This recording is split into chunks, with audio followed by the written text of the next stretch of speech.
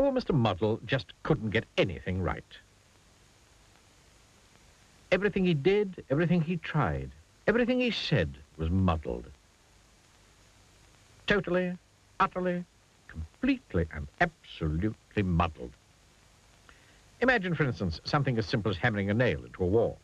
Now, what could get muddled with hammering a nail into a wall? Mr. Muddle could get it muddled, and frequently did. Imagine, for instance, something as simple as putting on your coat.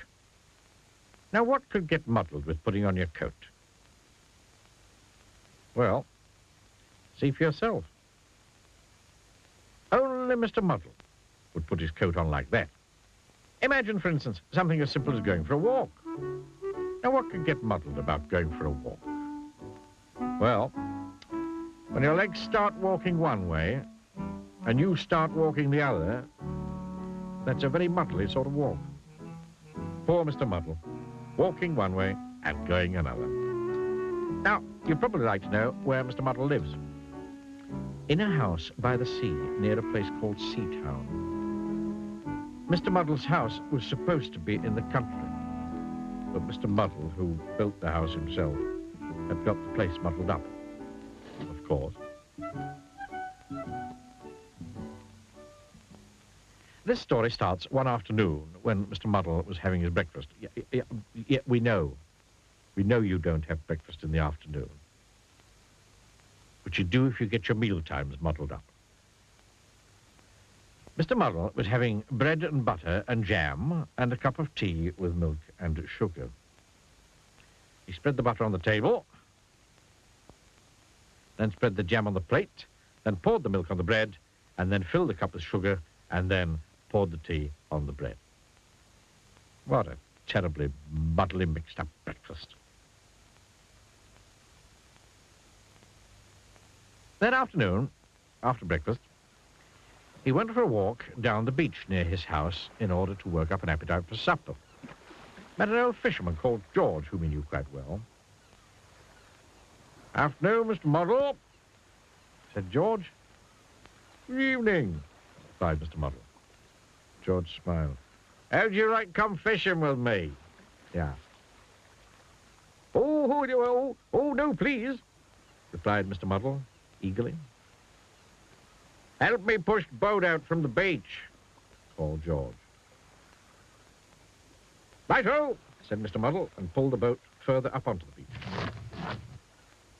"Oh, Mr. Muddle," said George, and had to show Mr. Muddle the difference between pulling and pushing.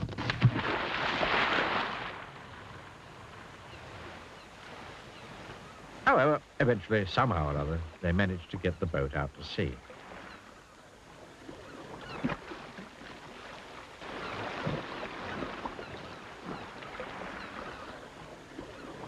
"Now, let's fish," said George, dropping a fishing line over the side of the boat.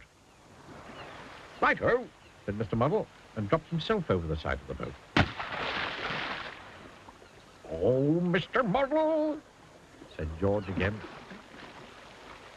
It wasn't any good. They didn't catch any fish, so they decided to go home before it became dark. "Help me pull the boat up onto the beach," called George. "Right-o," said Mr. Muddle, and pushed the boat back into the water. George was just about to say, "Oh, Mr. Muddle," again, when he had an idea. Smiled to himself. "Help me push the boat out into the sea," George called. "Right-o," said Mr. Muddle, and pulled the boat up onto the beach. "Well done, Mr. Muddle," said George. Mr. Muddle smiled a smile and went home. George smiled a smile and went to tell everybody. The following day in Seatown, Mr. Brick, the builder, asked Mr. Muddle to hold his coat for him. "Right-o," said Mr. Muddle, and held his ladder for him, which is what Mr. Brick really wanted. "Well done, Mr. Muddle," smiled Mr. Brick, who'd been talking to George. Mr. Muddle was very pleased. Then Mrs. Scrub at the laundry asked Mr. Muddle to pass her the soap. "Right-o," said Mr. Muddle, and passed her a clothes peg, which is what Mrs. Scrub really wanted. "Well done, Mr. Muddle," smiled Mrs. Scrubb, who'd also been talking to George. Mr. Muddle was extremely pleased. And then Mr. Black, the coalman, asked Mr. Muddle to lift a sack of coal down from his lorry. "Right-ho," said Mr. Muddle, and lifted a sack of coal up onto the lorry, which is what Mr. Black really had wanted all along. "Well done, Mr. Muddle," smiled Mr. Black. George had talked to everybody. Mr. Muddle was delighted.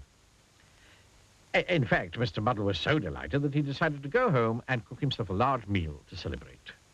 Roast turkey, peas, potatoes, and gravy. He put the turkey in the cupboard to cook. He peeled the peas.